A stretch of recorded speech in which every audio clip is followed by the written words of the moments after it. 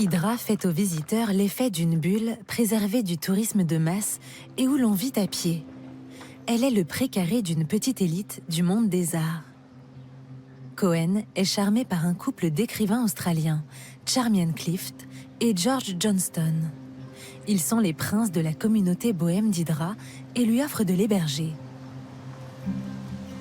Dans cette atmosphère exquise, le jeune Cohen avance l'écriture de son premier roman, The Favorite Game, et d'un recueil de poésie, aidé des relectures du couple mentor.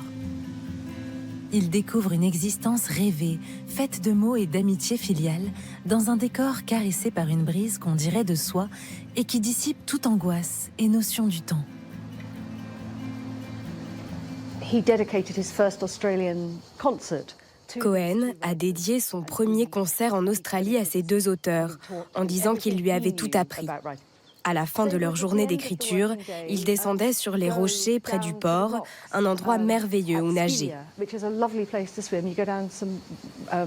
Il faut descendre quelques marches dans la roche, et puis ensuite il y a cette plateforme et une sorte d'échelle rouillée. Ça n'a pas changé.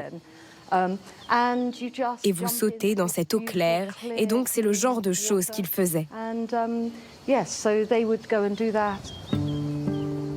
Quand le soir tombe, la colonie d'artistes traverse un labyrinthe de ruelles pour rejoindre la taverne d'Ouzkos. C'est l'une des premières fois que Leonard Cohen met en musique quelques-uns de ses textes devant une assemblée qui l'encourage, en premier lieu ses maîtres écrivains australiens.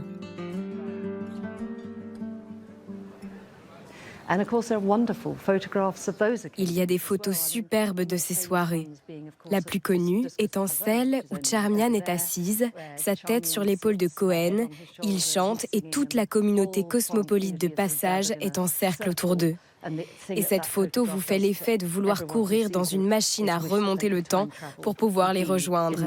Ça a l'air d'être un moment de rêve absolu.